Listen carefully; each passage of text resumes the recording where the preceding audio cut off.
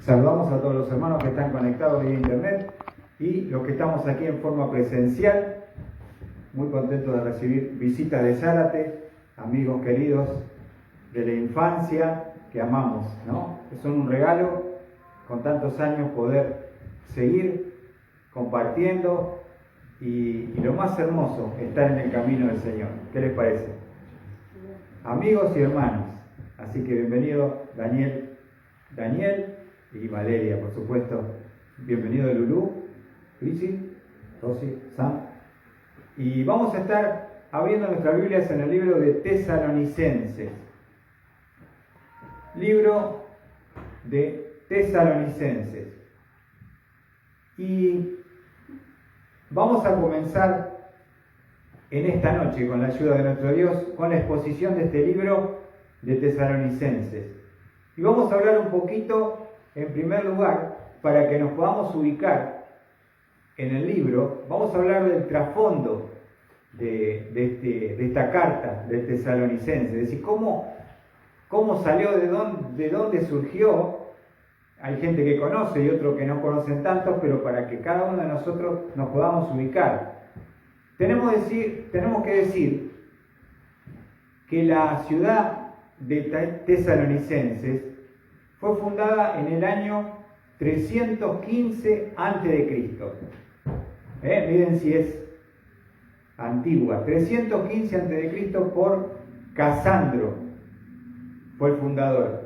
Y el nombre se debe a que le puso como honra a su esposa, que se llamaba Tesalonicense. Así que vieron como el Taj Mahal que fue hecho para la esposa, se ve que amaba a su esposa y le puso a la ciudad que fundó Tesalonicenses. Y esta esposa de Casandro era interesante porque era medio hermana de Alejandro el Grande, que fue el más grande conquistador a nivel histórico del mundo. Así que era medio hermana de Alejandro el Grande. Era un puerto que se encontraba, por supuesto, junto al mar y un centro comercial muy próspero. Rico era la ciudad, una ciudad bastante rica, pero perversa. Como todo lugar donde hay mucho dinero, también hay mucha tentación y mucha perversidad. Tenemos que más o menos ubicarnos cómo era. Era una ciudad libre y autónoma. Inclusive el gobernador de Macedonia, su mansión, digamos, su casa estaba radicada ahí en Tesalónica, aunque no ejercía el dominio político, sino su lugar de residencia estaba ahí. Era romana en este momento, sabemos que el Imperio Romano era el que dominaba todo, y había judíos, comerciantes, como sabemos, que donde hay dinero están los judíos. Así que ellos tenían una gran comunidad, y lo podemos notar porque vamos a ver que tenían su propia sinagoga en la ciudad de Tesalónica. Otra de las cosas que podemos decir es que había mujeres, las mujeres de Macedonia tenían una posición alta y privilegios que en otros lugares no estaban. Eran de alta posición y alto privilegio, las mujeres de Macedonia. Ahora, ahí vimos un poquito de algunos datos. Vamos a hablar de la fundación de la iglesia, cómo surge la fundación de la iglesia de Tesalónica. Vamos a ver que Pablo, junto con Silas, van a comenzar el segundo viaje misionero de Pablo. El primero comenzó con su compañero. ¿Se acuerdan quién fue el primer compañero en el primer viaje misionero? A ver. Mira, tenemos un viejo acá, el Señor. El primer viaje fue con Bernabé. Pero cuando iban a arrancar para el segundo,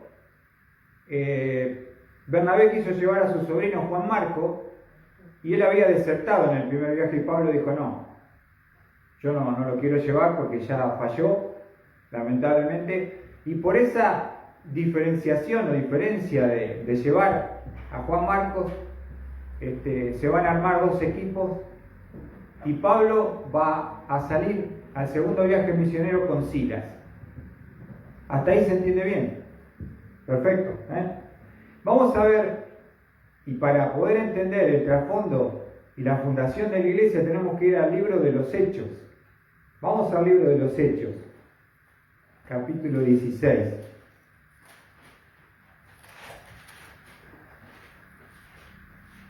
Si queremos, como un consejo a aquellos que quieren conocer un poquito más la palabra, nosotros tenemos que estudiar el libro de los Hechos porque es fundamental para entender todo el trasfondo histórico y la fundación de las iglesias del Nuevo Testamento. Porque Hechos es un libro histórico que relata el inicio, el desarrollo y la expansión de la iglesia.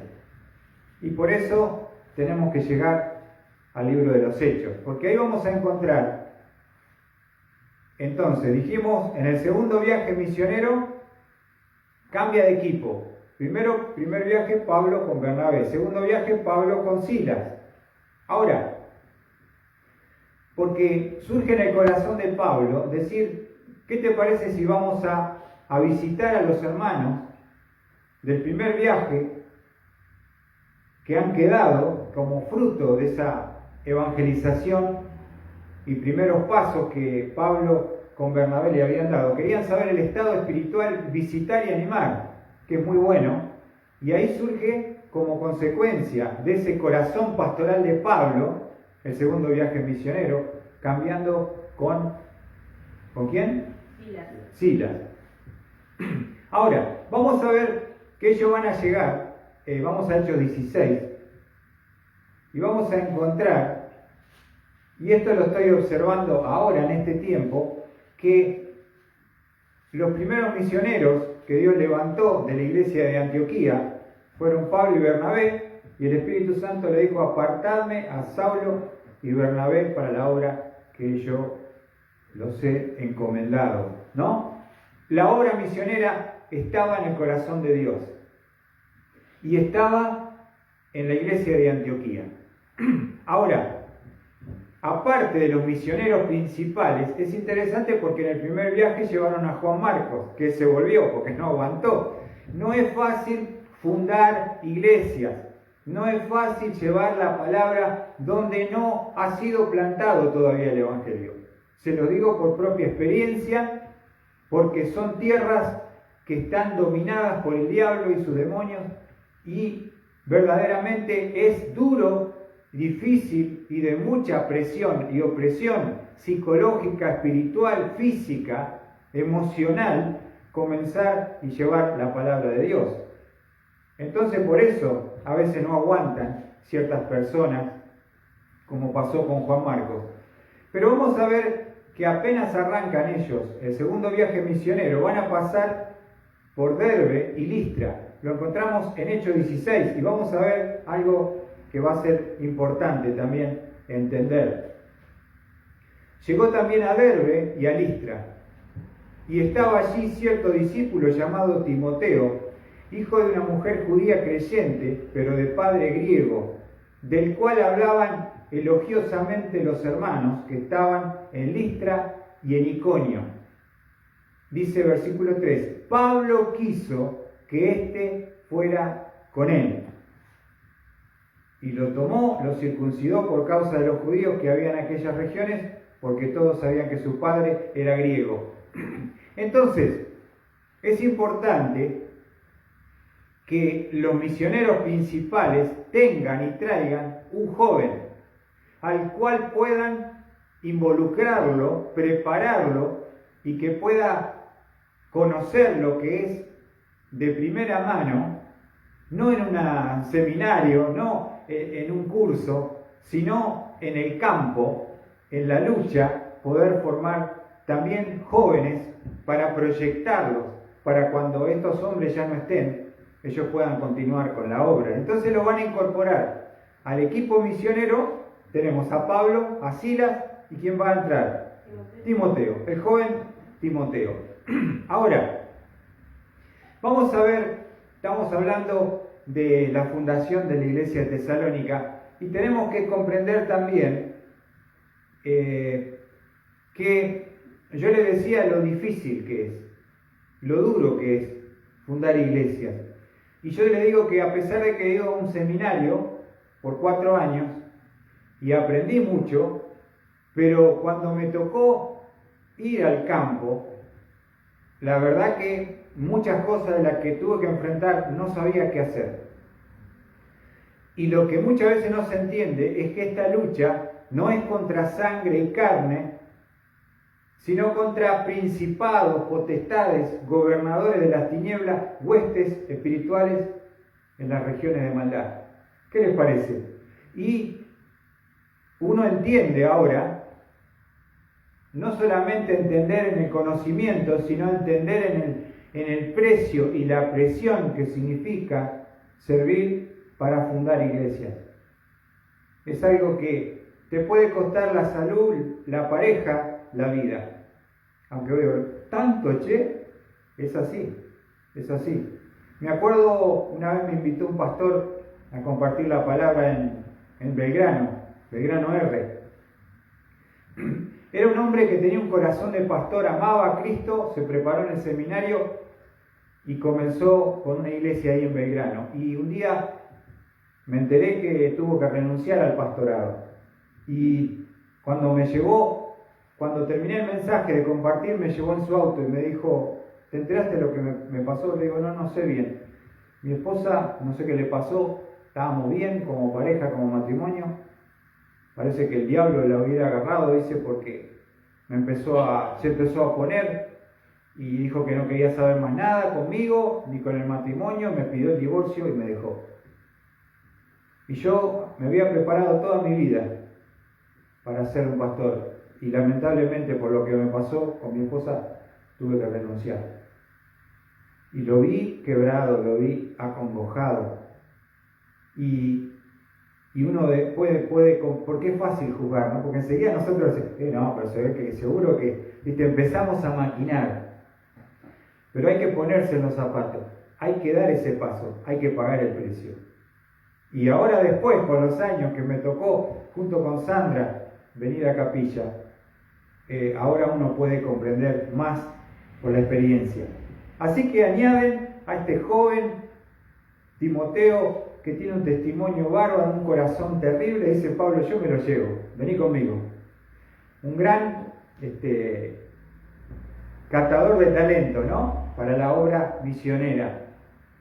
Y ver también cómo uno puede proyectar la obra misionera, ¿no? Porque a veces, en cuanto a la fundación de las iglesias de Argentina, hablo de los hermanos libres, muchas veces vinieron misioneros de Europa, del extranjero, pero a veces por ahí pasaba que dejaron una obra, pero no dejaron una persona a veces que pudiera prepararse para saber cómo seguir la obra. Porque el misionero era orquesta, hacía todo, tocaba, bailaba, danzaba, enseñaba, predicaba. La plata venía de afuera, o sea que la gente tampoco tenía que aportar nada. Cuando se murió el anciano misionero, se murió la obra, porque nadie pudo continuar, porque no hubo una transmisión, no hubo un legado que se entregase a jóvenes locales para prepararlos. Y eso es una falta, que no tenemos quien prepare anciano. Anciano va subiendo por años, porque primero es diácono, que no tiene nada que ver un diácono con un anciano, y después dice, bueno, ¿cuántos quedan? Vamos a ponerlo a aquel. ¿Entienden? Es algo que hay que forjar, preparar y transmitir un corazón, una visión, como lo hizo Pablo, Silas, y van a incorporar al joven Timoteo. Ahora, yo le decía lo duro y difícil que es. Ahora, vamos a ver algo interesante acá, porque nos dice en Hechos 16, versículo 6, dice, pasando por la región de Frigia y Galacia, habiendo sido impedidos por el Espíritu Santo de hablar la palabra en Asia. Y uno dice a veces, y estas son cosas que a veces nosotros se nos ocurre, nos imaginamos, pero no es bíblico. Uno dice, pero ¿cómo? Si yo tengo que predicar el Evangelio, y la voluntad de Dios es que yo predique el Evangelio, ¿por qué el Espíritu Santo les prohibió, les impidió, que decir que no quiso que ellos vayan y entrasen a una región que era el Asia Menor? Eso es lo que dice el pasaje. Dice 7, y cuando llegaron a Misia, intentaron ir a Bitinia, pero el Espíritu de Jesús no se los permitió. Y pasando por Misia, descendieron a Troas. Y ahora, cuando uno va estudiando con los años, yo ahora de viejo estoy agarrando algo, pero cuesta entender las Escrituras, uno dice, ¿por qué Dios no le permitió a Pablo y a Silas con Timoteo entrar a Asia? Porque, primero, el siervo, Pablo, no estaba preparado. En segundo lugar, porque Asia no estaba preparada. Y por otra cosa, justamente cuando entendemos y vemos cuando Pablo entró, si quieren leer, tienen tiempo después, lean 2 Corintios 1, no lo lean ahora, se van a dar cuenta que Pablo dice que casi estuvimos al borde de perder la esperanza de la vida ahí. Y la oscuridad y el ocultismo que había en Asia era impresionante. Ahí estaba el templo a la diosa Diana. Entonces uno entiende que no es solamente que uno haga lo correcto, sino no solamente hacer lo correcto, sino hacerlo en el tiempo correcto, a las personas que están preparadas. ¿Por qué Dios no nos va a mandar al muere si no estamos preparados para ciertas batallas? ¿Se entiende? Y uno dice, no, pero yo amo al Señor, estoy lleno de Dios, no importa lo que venga, yo le mando para adelante, ¿no? Y después resulta que terminó apartado el hermano, terminó con la familia destruida. Entonces, uno entiende que lo que Dios prohibió a Pablo y a Silas, también hoy ocurre. Entonces, esto es muy lindo, ¿por qué? Porque si pensamos en la disposición de Pablo, ¿qué les parece? Él tenía el corazón como un fuego, y Silas, y este jovencito que era un maravilloso ejemplo y testimonio, iban a donde le dijera. Pero qué importante es buscar la guía y la dirección de Dios para decir, Señor, ¿por qué no nos estás permitiendo acá? Vamos a respetar esta decisión soberana tuya, que tú sabes todo de antemano antes que suceda. Pero por otro lado, estamos acá, vinimos a servirte, guíanos en tu voluntad. ¿Se entiende? Entonces, y vamos a ver, queridos hermanos, que lo que significa el fruto de obedecer a la visión celestial.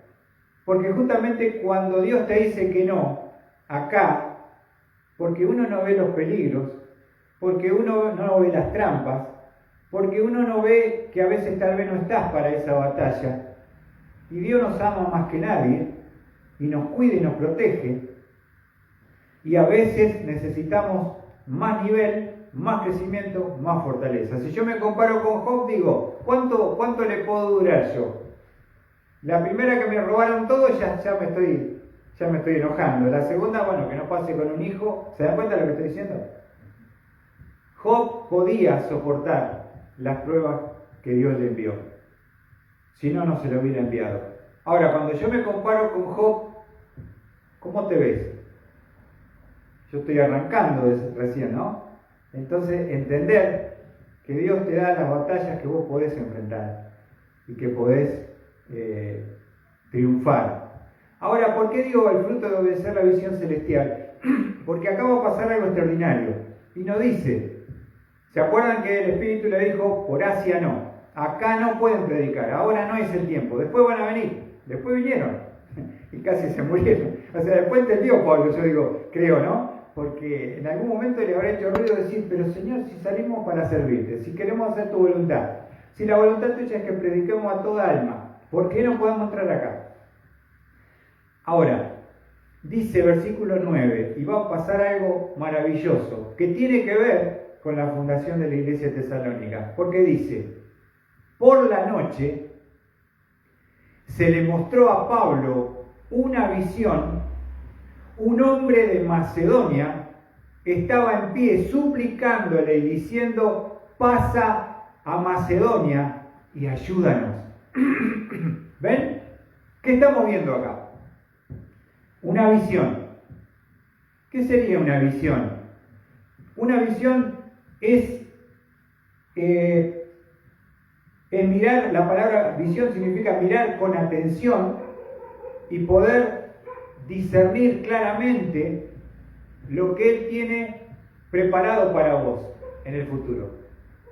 Es una visión, es un adelanto de lo que Dios quiere hacer, y para que no te equivoques, los hombres de Dios, los que están llenos de Dios, tienen que tener una visión más allá que la oveja para saber dónde la voy a llevar a la oveja.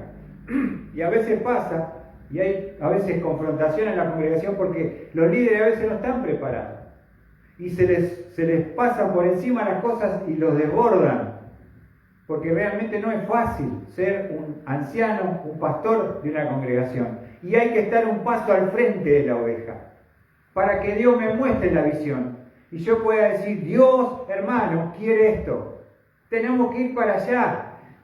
Pero a veces pasa que no saben qué hay que hacer, para dónde agarrar y cuáles serán los pasos a seguir. Que Dios nos ayude a todos. Pero, entonces, hermano, fíjense, Pablo necesita la guía de Dios imperiosa. Está en Troas descansando y a la noche se le mostró a Pablo una visión. ¿Qué vio en la visión? Un hombre, ¿de dónde? De Macedonia, es otra región. ¿Cómo está? De pie. ¿Y qué está diciendo? Suplicándole, diciendo, pasa a Macedonia y ayúdanos. Hermano, cuando tú quieres predicar, no solamente Dios quiere tu disposición, tu deseo, sino pídele a Dios la guía. Porque a veces uno está gastando tiempo con una persona que no quiere saber nada, y eso es algo que hace el diablo a veces. A mí me pasó en Capilla, empecé a visitar una familia, estuve 9 meses, fue un parto. No. ¿Y saben qué? Cuando me enteré cómo venía todo, la mujer era prima hermana del pai de Capilla. Así que mostraba, como un interés en las cosas de Dios, me preguntaban 200 millones de cosas, pero no le interesaba. Y me hicieron perder 9 meses con una familia que no tenía cero interés. Y el diablo es astuto. No es que me vino con una cosa rara, me vino con interés por las cosas de Dios. Tiene interés. Tened cuidado. Cuando hay personas, ¿por qué te lleva y te distrae y te desvía? Para que vos no llegues a la persona que está preparada. Ahora, Asia no está preparada, pero Macedonia sí está preparada. Y es maravilloso porque necesitamos, hermanos, para llevar la obra de Dios adelante, tener la visión que el hombre de Dios tiene que tener. Tiene que ver anticipadamente, antes que la congregación pueda ver lo que puede llegar a pasar. Ahora vamos a ver un ejemplo en 1 Samuel, donde podemos decir que a veces la iglesia atraviesa por periodos de luz, de victoria, bendición y a veces de oscuridad. ¿Viste? Que vos decís, bueno, pasaron una prueba, una división, hubo un gran pecado y hay heridas, hay lastimaduras, hay divisiones, y a veces hay periodos de oscuridad en las iglesias locales. No siempre hay mucha luz. Y esto es lo que le pasó a Israel. Y vamos a ver que en 1 Samuel, capítulo 3, Dios va a levantar un hombre en un momento de oscuridad que se llamó Samuel. que significa a Dios se lo pedí. Y este joven va a estar siendo instruido por Elí, que es el sacerdote que está en el tabernáculo en Silo, que es un hombre que ya ha perdido la visión, no solo física, sino espiritual, que los hijos de él son un desastre y que no puede transferir la herencia porque sus hijos son personas malvadas. Y a veces pasa que los líderes que están pueden decir, no sé para dónde van, pero si los sacan no hay nadie, ¿quién los va a reemplazar? Y a veces hay una renovación generacional y hasta que se levante el que tiene que venir. ¿Se entiende? Y eso estaba pasando en el pueblo de Israel. Dice 1 Samuel 3, versículo 1, el joven Samuel servía, buenas noches Rachel, al Señor. Miren este pasaje, el joven Samuel servía al Señor en presencia de Elí. La palabra del Señor escaseaba en aquellos días y las visiones no eran frecuentes.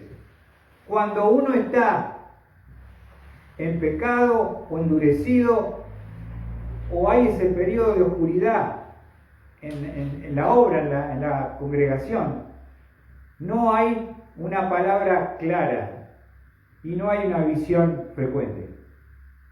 Justamente Dios, ¿saben a quién le va a hablar?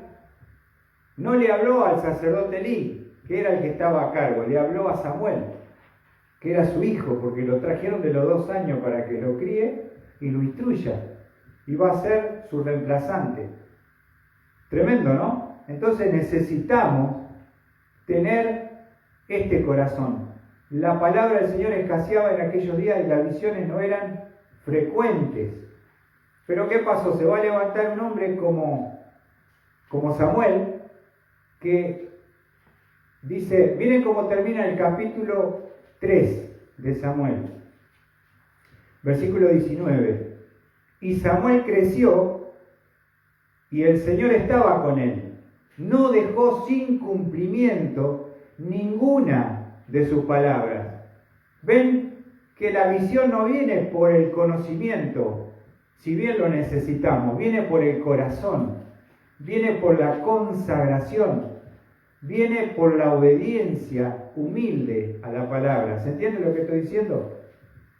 Dice versículo 20, y todo Israel, desde Dan hasta Beerseba, o sea, esto es lo más al norte y lo más al sur de la tierra de Israel, supo que Samuel había sido confirmado como profeta del Señor. Ahora se levantó un hombre. Mirá lo que dice el versículo 21. Y el Señor se volvió a aparecer en Silo, porque el Señor se revelaba a Samuel en Silo por la palabra del Señor. Comienza la oscuridad y termina el capítulo con luz. Porque Dios no busca capacidades, busca corazones. Corazones obedientes, que le amen y le sigan. Y volviendo a la visión de Pablo, que va a tener allí en Hechos, capítulo 16,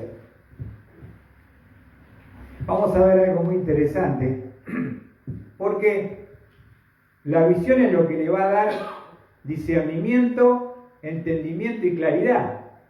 Porque imagínate que salimos, Daniel, vamos de misionero, estamos parados en un lado y vos me decís, ¿dónde vamos? ¿Qué sé yo? No podemos salir, necesitamos la guía de Dios. Entonces justamente esa noche Dios se le va a manifestar en una visión a Pablo, y va a haber un hombre de Macedonia que estaba en pie suplicándole, diciéndole, pasa a Macedonia y ayúdanos. Hay 3 cosas que quiero compartir con respecto a la visión de Dios. En primer lugar, no nos debemos mover si no tenemos claridad en la visión. Claridad en la visión, porque dice, cuando él vio al varón, dice versículo 10, cuando tuvo la visión. O sea, vos tenés que comprender y discernir qué es el próximo paso a seguir y dar. Esperá, orá y clamá. Lee tu palabra, lee la Biblia dejate guiar por el Espíritu Santo y Él te va a guiar en el próximo paso. Ahora, tenemos este primer paso, después el segundo paso, porque esto es algo que también pasa.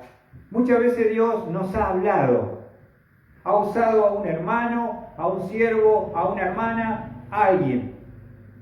Y el Señor nos dijo claramente lo que teníamos que hacer. ¿Y cuál es el problema? Que después no nos queremos comprometer, que después tenemos miedo a avanzar, ¿no? Y dice en Hechos 16, versículo 10, segunda parte, me dice, cuando tuve la visión, la segunda cosa que tenemos que tener es, escuchen esta palabra porque es una palabra rara, pero para poder grabarla aliteradamente, vamos a tener que tener celeridad en la respuesta. Celeridad en la respuesta. ¿Qué significa celeridad? ¿Sandra? Rapidez, diligencia. Te doy una palabra que no conocía, celeridad. Viene de aceleración, celeridad. O sea, ¿qué quiere decir? Que uno dice, Señor, guíame, háblame. Una vez que te habló y te dijo y te mostró, dice, no sé si voy a poder, no sé si ahora voy a poder. ¿Cuántas veces hemos postergado el llamado de Dios, la voluntad de Dios, el pedido de Dios? Porque no queríamos tener celeridad, no queríamos tener diligencia, no nos quisimos mover de nuestra comodidad. Hacer la voluntad de Dios no es fácil. Es bueno, es agradable, es perfecto, pero tiene un precio la voluntad de Dios. Y muchas veces uno dice, no, mejor me quedo por acá nomás, a media máquina, no me comprometo tanto, pero bueno, algo hago, porque yo he visto otro que no hace nada, viste que siempre vos te comparás con el que está ahí calentando la silla o el banco. Cuando vio la visión, ¿dónde está la celeridad? Enseguida procuramos ir a Macedonia. Claridad en la visión, celeridad en la respuesta, enseguida. Si ellos que estaban esperando, estaban ahí como el caballo en la gatera, esperando la orden para salir disparado hacia la voluntad de Dios. Celeridad, pero también convicción en el propósito, porque dice, cuando tuve la visión, enseguida procuramos ir a Macedonia. ¿Dónde está la convicción que tenés que tener? Persuadidos de que Dios nos había llamado para anunciarles el Evangelio.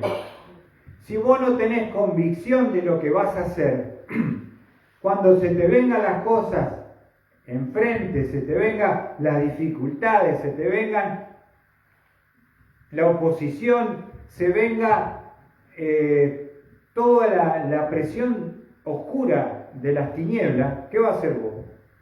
Si no tenés convicción, te vas a volver. Vas a regresar. Y hay muchos que, por eso el Señor Jesucristo dijo que el que quiera ser mi discípulo tiene que poner la mano en el arado y no mirar atrás. No mirar atrás. Ya dejamos allá, ya no volvemos, ya salimos. Imagínate a Abraham, que Dios lo llamó de Ur de los Caldeos. Se le puso complicado, difícil, dice, vamos a volver. Sarai, vamos para atrás, vamos. No. Caiga lo que caiga, venga lo que venga, vamos para adelante. Y le digo que por experiencia propia, no solamente por lo que dice la palabra, que por supuesto es la verdad, sino por experiencia propia, a veces el diablo nos ha susurrado, ¿por qué no dejás? ¿Por qué no abandonás? ¿Por qué no te volvés? Si estabas bien donde estabas cómodo. ¿Qué pasó con Israel? ¿Para qué nos hiciste salir de Egipto? Si allá teníamos la olla con comida, si allá la pasábamos bárbaro, ¿viste? Nos sacaste para matarnos acá.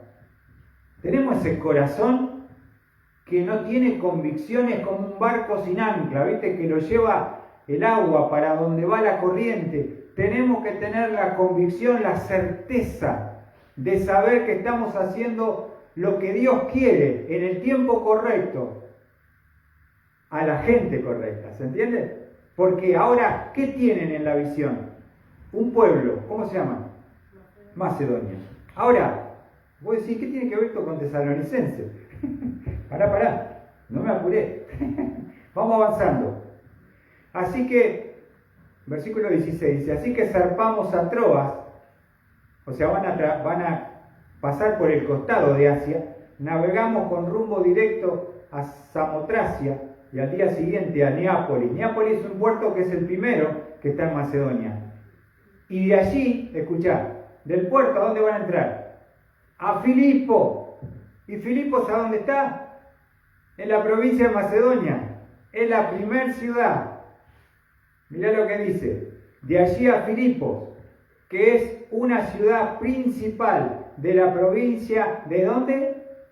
De Macedonia. Una colonia romana, te explica todo. Y en esta ciudad nos quedamos por varios días.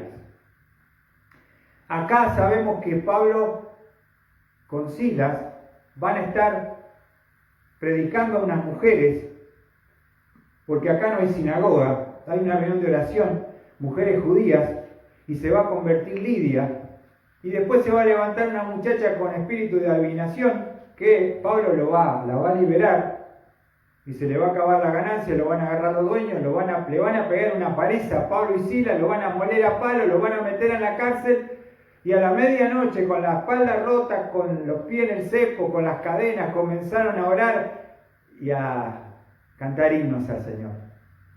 Y la cárcel tembló, y las cadenas se cayeron. Y el carcelero que se iba a suicidar con la espada y se iba ahí a terminar con todo, Pablo le grita y le dice, no te hagas ningún mal, todos estamos aquí. Y viene aquel, ¿se acuerda que dijo, qué debo hacer para ser salvo? Qué lindo sería encontrar una persona que se me acerque y me diga, che Luis, ¿qué hago para ser salvo? ¿Cómo hay que trabajar? ¿Cómo hay que remar? ¿Cómo hay que orar para que a veces una persona llegue a conocer a Cristo? ¿No? Algunos fácil, algunos difícil, pero ahí vemos que la primer ciudad de Macedonia que llevaron el Evangelio y tuvieron un resultado, porque se va a convertir Lidia, se va a convertir el carcelero, se va a convertir la familia del carcelero, eran varios, los bautizaron y se va a comenzar a formar la iglesia de Filipo. Esto ¿sabe por qué es? Porque respondieron con obediencia a la visión celestial. Ahora, hasta ahí estamos bien.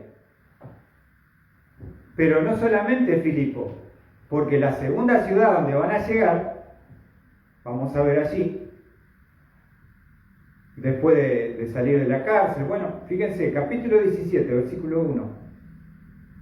Después de pasar por Anfípolis y Apolonia, fíjate, ¿llegaron a dónde? A Tesalónica, donde había una sinagoga de los judíos.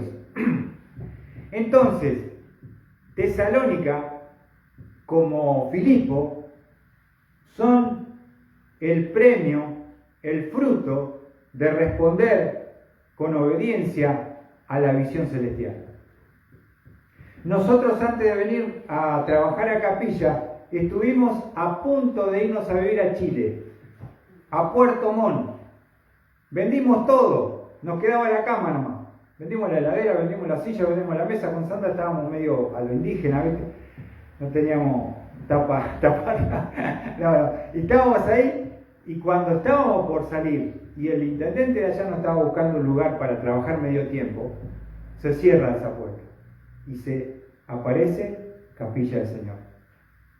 Veo un varón que venía a vivir a Capilla, donde no había un testimonio de nuestras asambleas, y decir, Dios quiere que yo venga, que no haga 2000 kilómetros, que haga 59 kilómetros. Y vinimos acá porque Dios nos llamó acá. ¿Qué les parece? Entonces, qué importante es obedecer a la visión celestial. Qué importante es tener claridad en la visión, pero una vez que lo tenés, celeridad en la respuesta. Dale, y convicción en el propósito. Ahora, no fue fácil porque Pablo no esperaba que lo molieran a palo con Silas, lo metieran en la cárcel de más adentro, palizón, se comieron, para que de ahí surja un carcelero romano con toda su familia, guiarlos a los pies de Cristo. Dios tiene su forma, sus maneras, y todo responde a su santa y divina voluntad. Nosotros tenemos que estar dispuestos a aguantar lo que venga con tal de ganar, como decía Pablo, alguno. Entonces vos te haces toda la película, sí, porque vamos a hacer una campaña, porque las personas van a responder, porque va a haber salvación de almas, y nos van a pedir que nos quedemos, no quieren que nos vayamos, no quieren prender fuego el rancho, la gente nos mira con odio, yo no vine a esto, y bueno, pero no viniste a traer el Evangelio. Entonces tenés que tener esas tres cosas: claridad en la visión, celeridad en la respuesta, convicción en el propósito. Ahora, dice en el versículo 2 de Hechos 17, y Pablo, según su costumbre, fue a ellos por 3 días de reposo, discutió con ellos basándose en las Escrituras. Ahora, ¿cuál era la costumbre de Pablo? Si había una sinagoga, él era judío, de pura cepa, papá y mamá judío, iba al lugar estratégico que era la sinagoga y se iba a congregar ahí con los hermanos de sangre. Y Pablo era un bocho, era un teólogo. ¿Y qué va a hacer ahí? Va a ir ahí a la sinagoga de Tesalónica, escucha bien, versículo 3, explicando y presentando evidencias de que era necesario, mirá lo que va a hacer Pablo, que el Cristo, que ellos esperaban, el Cristo tenía que padecer. Porque ¿cuál era el problema de los judíos? Estaban esperando al Mesías, al Cristo, el ungido, ¿no? Pero ¿cuál era la visión de ellos del Cristo que esperaban? Un Cristo que venía como libertador, uno que los iba a librar del imperio romano, no sé si se entiende. No estaban esperando un Cristo que tenía que padecer y pagar por el pecado del pueblo y del mundo, y por eso entonces Pablo lo primero que le va a cambiar es la expectativa del Mesías. Y dice que el Cristo padeciera. Lo primero que le va a mostrar es que Cristo debía padecer. Fíjense, tenemos un ejemplo rápidamente allí en Lucas 24, donde el Señor había muerto en la cruz, estaba en la tumba, y aquel primer día de la semana fueron las mujeres, encontraron la piedra removida y van a tener un encuentro con los ángeles que le van a decir: mirá, ¿por qué buscáis entre los muertos al que vive? No está aquí, ha resucitado. Después van a ir 2 discípulos, Juan y Pedro, a la tumba, y no van a encontrar más que las ropas envueltas de Cristo. Y después va a haber 2 discípulos que van rumbo a Emaús, que están confundidos, Lucas 24, y vamos a ver cuál era la esperanza de estos discípulos, porque era la esperanza de todos los judíos israelitas. Lucas 24, versículo 21. Dicen los discípulos de Emaús, que no saben que van con Cristo caminando, dice: pero nosotros esperábamos que Él era el que iba a redimir o libertar a Israel. ¿Qué esperaban del Mesías? Un libertador físico, político, que termine con el imperio romano. Entonces, fíjate, cuando Cristo va a hablar con ellos, y le va a explicar en el versículo 26, vamos a ver el 25. Entonces Jesús les dijo: oh insensatos y tardos de corazón, para creer todo lo que los profetas han dicho. ¿No era necesario que el Cristo padeciera todas estas cosas y entrara en su gloria? ¿Ven? ¿Qué concepto tenían del Mesías? Uno que venía como libertador, no uno que venía a padecer y a morir. Y Pablo dice, volviendo a Hechos 17, 3, presentando evidencia de que era necesario que Cristo padeciera, Segundo lugar, resucitara de entre los muertos. ¿Ven? Y una vez que les mostró que el Mesías tenía que padecer, y en segundo lugar, que resucitar, ¿cómo se lo demostró? Por la exposición del Antiguo Testamento. ¿No se acuerdan? No se olviden, perdón, que él había sido criado a los pies de Gamaliel. Y que después Jesús en Arabia lo preparó 3 años. O sea, era un cráneo, ¿no? Un bocho. Conocía las Escrituras. Y sería impresionante escucharlo exponer a Pablo. Ahora, una vez que les explicó cómo debía ser el Mesías correctamente, que ellos tenían que entender, que tenía que padecer y que tenía que resucitar, fíjense lo que hace, de entre los muertos, diciendo, este Jesús, y ahora le va a hablar del Jesús, a quien yo anuncio, escuchen, es el Cristo. Él cumple todas las profecías del Antiguo Testamento. Compare lo que dice del Mesías y compare lo que pasó con Cristo. Saquen sus propias conclusiones y digan, Él es el Cristo. Ahora, como consecuencia, resultado de esta exposición, ¿qué ocurrió? Fíjense, vamos a ver en el versículo 4. Algunos de ellos creyeron y se unieron a Pablo y a Silas, juntamente con una gran multitud de griegos temerosos de Dios y muchas de las mujeres principales. Estos griegos eran griegos convertidos al judaísmo. Estaban en la sinagoga, ¿se entiende? Ellos se llaman prosélitos. Esa palabra que dice qué significa una enfermedad. Prosélito es un gentil que se convierte al judaísmo. Así que vemos cómo estaba compuesta la iglesia de Tesalónica, porque había judíos, había griegos, que eran prosélitos convertidos al judaísmo, y, ¿qué más?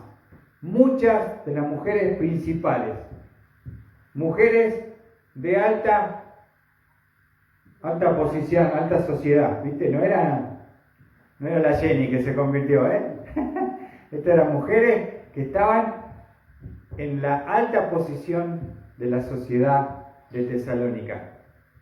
Ahora, dice la palabra que este milagro que Pablo va a predicar y va a exponer las Escrituras con Silas, y recuerden que también ¿quién venía?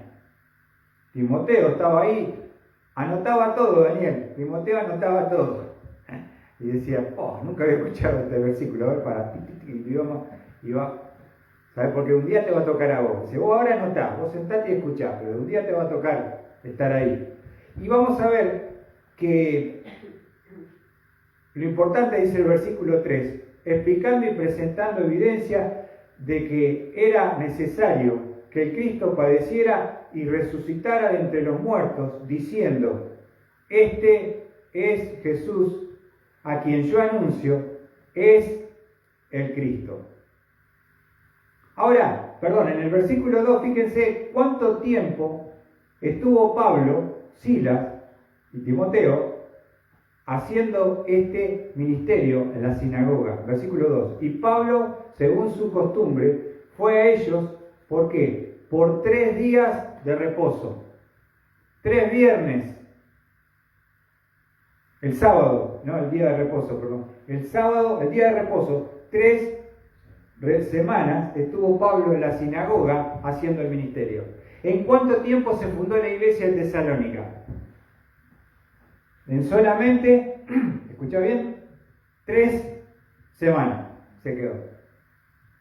Así que, fíjate cómo el poder de la palabra, de la exposición de las Escrituras a los judíos que conocían la ley, Pablo les pudo presentar que el Mesías debía padecer, que debía resucitar y que Jesús, a que él anunciaba, compárenlo, él cumple todas las profecías, él es el Cristo.